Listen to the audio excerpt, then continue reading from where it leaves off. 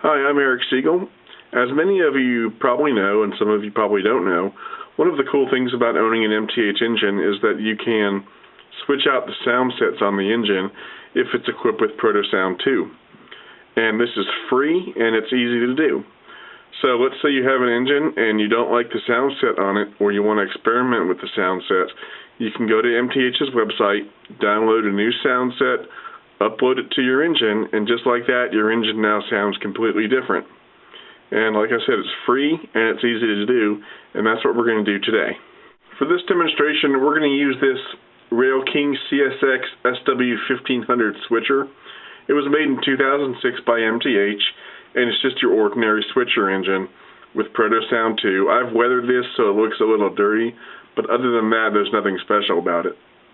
Now, the twist here is that the sound set that we're going to install on this little switcher is that of an MTH Premier Big Boy steam engine.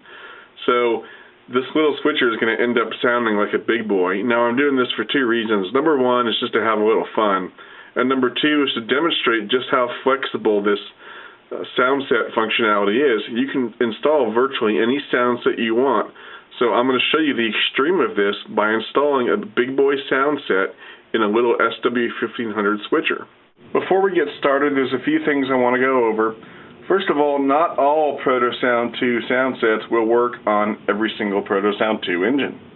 And the reason for this is when Proto Sound 2 first came out, the engines all used an 8.4 volt battery. And shortly after, they changed to a 3 volt system. But because of this, sounds made for the 3 volt system will not work on the 8.4 volt system, and vice versa. Now, this isn't a really huge problem. It's just that if you have an old Proto Sound 2 engine, you're not going to be able to load some of the newer sound sets. So I just wanted to get that out of the way. Second of all, whenever MTH puts out a new engine, from what I've seen, the sound set for that new engine is not available for a little while. They probably do this intentionally so that you can't just download the new sound set and put it into an older engine. They want you to buy the newer engine, so it seems to me there's always a lag. So if there's a brand new engine out there, chances are you're not going to be able to download the sound set for it for a little while. And again, that's not really a huge problem. I just wanted to put it out there. As far as the supplies we're going to need for this, it's really not that much stuff that you probably don't already have. First of all, of course, you're going to need the TIU, which runs the DCS system. You're going to need a Windows computer running something fairly recent. I would recommend Windows XP or Windows Vista or even Windows 2000. You're going to need to have the MTH DCS loader software installed on your Windows box. You're going to need a 9-pin serial cable to go between the Windows box and your TIU. And you're going to need to be familiar with Windows and how to run programs, and familiar with DCS. If you're not familiar with Windows and you're not familiar with DCS, then you probably shouldn't start the lesson here. You should probably go and learn the basics first before you start messing with the sound sets. To start things off, I'm going to show you what this switcher sounds like right now. This is the current switcher sound set that is on this engine.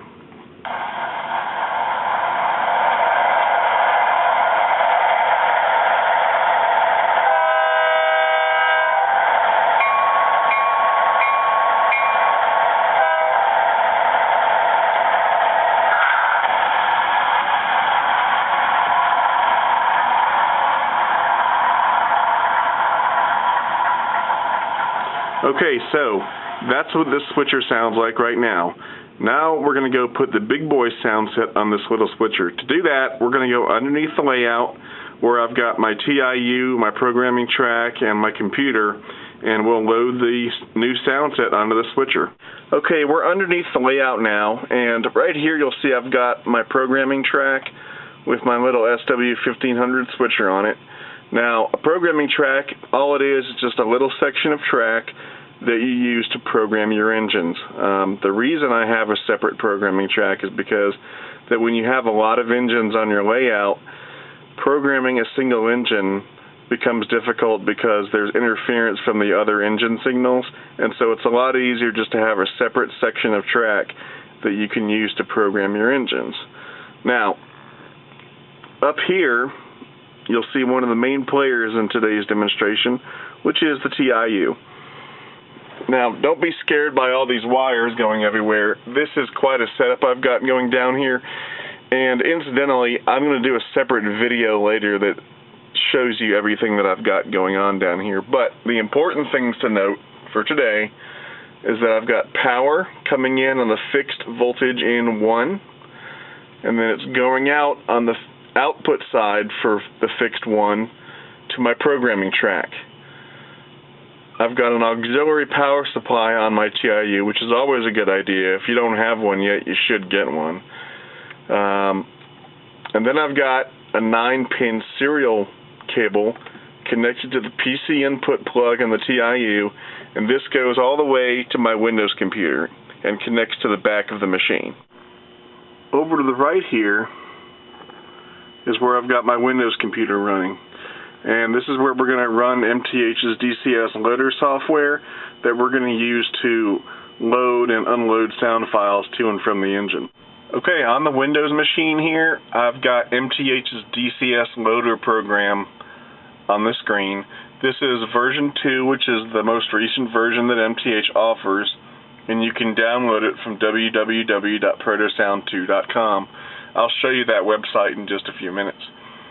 This software is what you use if you want to manage the sound sets on your engines, if you want to update the software on the TIU or the DCS remote, or if you want to back up your remote engine settings. But for right now, we're going to just work with the sound set features. So the first thing we're going to do before we put the new sound set on the switcher is to back up the sound set that's currently on there. We're going to pull that sound set off of the engine and store it on the computer so that later on we can restore it. So we're going to click on the second icon, which is Get a Sound File from the Engine, and it's going to bring up this screen. Now you'll see a Start button down here that will start the process of pulling the sound file down, but before you jump ahead and press that Start button, you need to follow all of these directions in the order they come in very carefully. I can't stress this enough. If you don't follow these directions step by step, you will have problems. It tells you everything you need to do. It tells you everything you need to do on the computer and everything you need to do on the TIU to get this thing working right. So follow these directions. Once you've followed every single direction on this list, then you can press Start. And now it's going to ask you where you want to save the engine sound file to. I like to put it in My Documents, but you can put it wherever you want to. And I'm going to call this file CSX SW1500 and hit Save. Now it's going to search for the COM port that the TIU was on. It said it found the TIU on COM port 1, and now it's pulling the sound file down from the engine onto this computer. And this will take several minutes. It'll probably take anywhere from 5 to 10 minutes in my experience. So we're just going to skip ahead to the end so you don't have to watch this screen for 10 minutes. Okay, so now it's done saving the sound file onto the computer, and you'll know because it'll bring you a message saying getting the sound file from the engine complete. Now, during this process, you may get an error. If you do, then you need to go back, check the steps, make sure you followed all the directions, and start over. But if you did everything right, if you followed the instructions correctly, then you should have success.